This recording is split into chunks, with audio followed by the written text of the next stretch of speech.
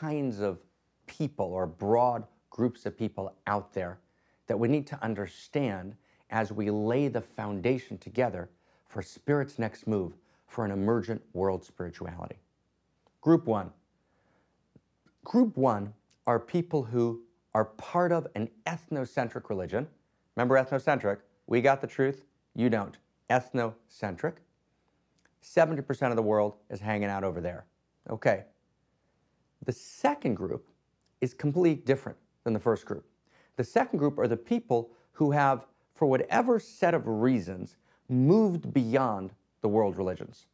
Christianity, Judaism, Islam, Taoism, Confucianism, Buddhism, whatever it is, they no longer view themselves as part of the classical religions. And more than that, they don't feel comfortable in the classical religions. None of the classical religions hold them. They don't feel addressed by the classical religions. They don't feel compelled. They don't feel invited. They've moved beyond the religions. Why? Lots of different reasons. Some of them may have actually internalized the critique of the religions that was introduced by modern thinking and postmodern thinking. You're asking me, what were those critiques? We'll talk about that in separate conversations in the coming days. There's a particular critique of the religions by modernity, and there's a critique of the religions by postmodernity, and we'll look at those critiques and where they're compelling and relevant and where those critiques are overstated. But whatever those critiques are, they've been incorporated into the zeitgeist, into the very fabric of our contemporary context, so that people actually grow up today in a world without feeling that they need to be part of a religion, right? That actually was never true before. 300 years ago, you were part of a religion. That was a given. That was part of your very identity. What the modern and postmodern critiques of religion have done has enabled the possibility of a person growing up and saying, I'm living my life. I have nothing to do with spirituality or religions, right? I'm beyond that. Okay, that's a second group. So the second group of people are people who are not part of any of the classical systems of spirituality or religion. That's group two. They don't practice any spirituality. They don't practice any religion. They're living their lives generally guided by reason in some form or the other. They're global citizens, fully removed from the religious or spiritual context. That's the second group of people. Group three. The third group of people, also a very large group, tens of millions of people, are primary candidates for world spirituality. Now here's the truth.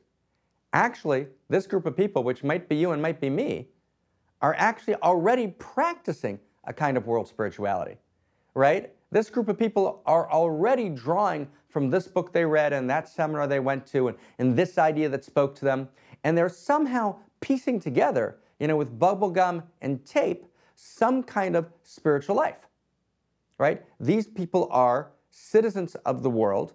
They don't feel limited, even though they may live in a particular country and have some ethnic loyalty to their country to some degree, but actually the way they feel, right, they're global citizens.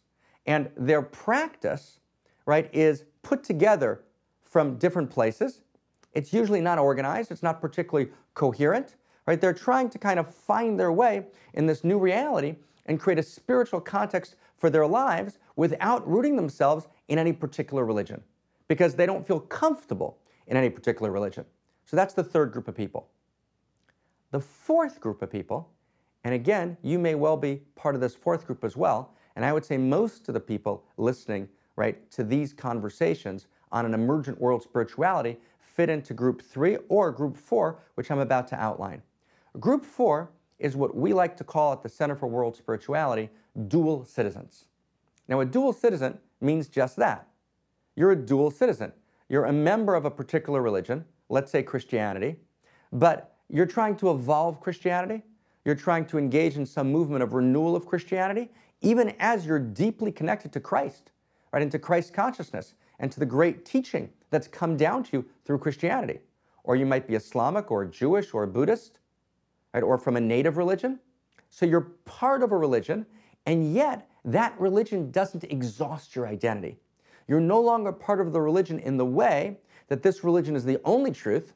Rather, it's the system that you were either born into or that you chose at a particular point in your life. You practice in that system. You're a citizen in that system, while at the same time, you're also part of the larger context of the world scene.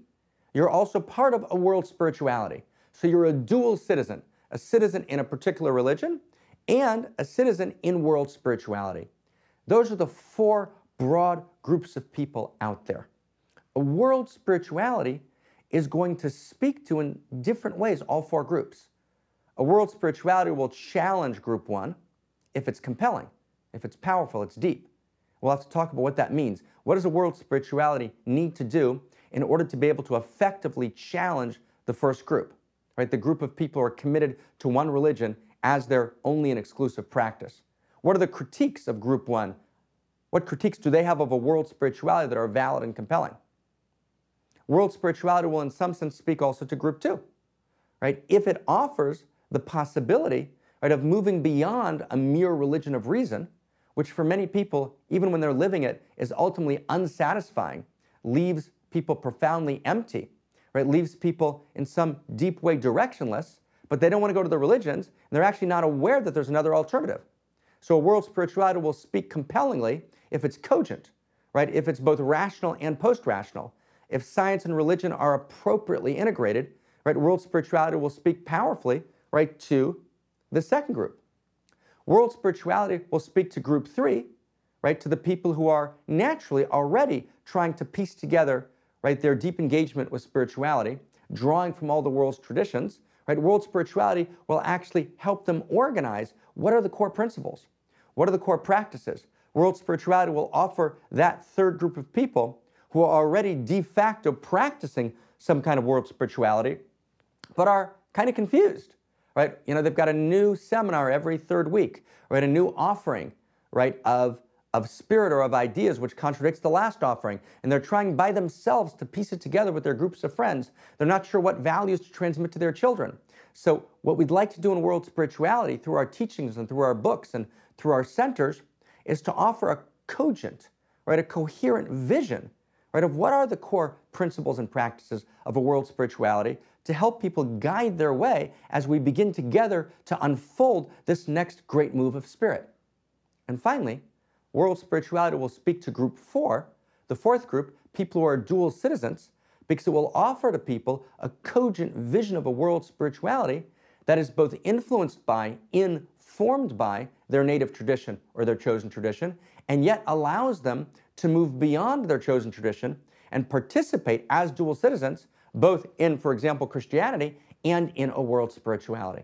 So world spirituality is actually a compelling necessity in the next stage of Spirit's unfolding for all four of these core groups of people living today.